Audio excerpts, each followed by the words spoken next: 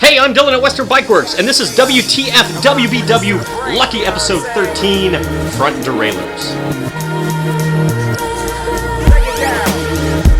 WTF WBW, What's the Fix Western Bike Works, our ongoing web series where we take your questions and we answer them, whether they're technical questions, questions about cycling history. Submit those via email at askus@westernbikeworks.com, through our YouTube channel, through our Facebook page, via Twitter as well. Today we're going to be looking at front derailleurs. Initial front derailleur setup is a little bit more complicated than the rear derailleur. On the rear derailleur, you have a single mounting point. You simply bolt it to the frame. The front derailleur, you, the mechanic, have to determine the correct placement of the derailleur in terms of the height and its alignment in relation to the chain rings. So the first thing I'm going to do is, if a cable is attached, I want to release that cable, and that makes it a little bit easier to adjust the position. In terms of position, there are a couple ways that a derailleur can mount to the frame. It can mount via what's called a braze-on attachment, where there's a tab on the frame, or a band clamp that goes around the C-tube. Regardless of the mounting style, what you want to do is make sure that the height of the derailleur is correct. So you want to be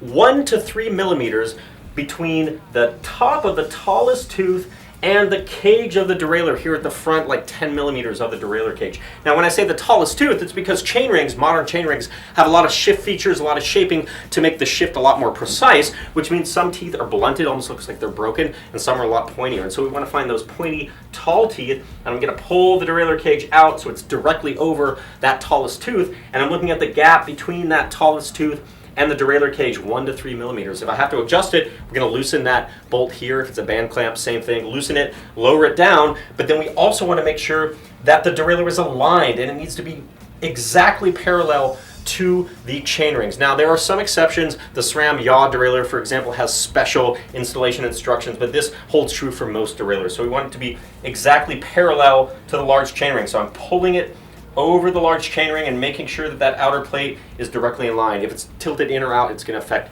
the performance. Once I have the position set, I want to tighten that mounting bolt to the manufacturer's torque specifications.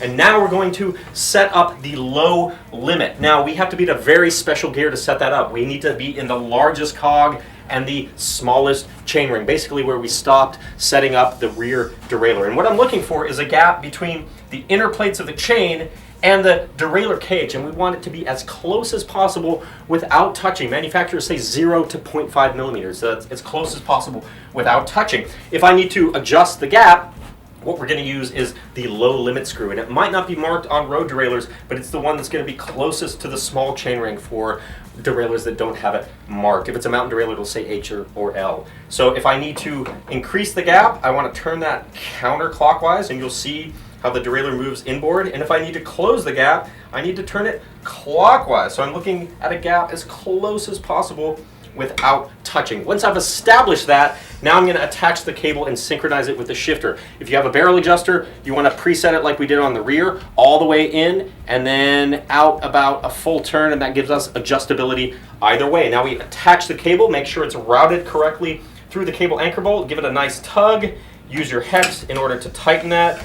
And if you have a torque wrench handy, which you should, make sure that you're torquing it to the manufacturer's torque spec. It's usually around 6-ish Newton meters, but make sure you're following the recommended torque spec.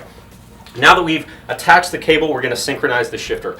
And we have to give one full sweep of the lever to get it up into the large chain ring.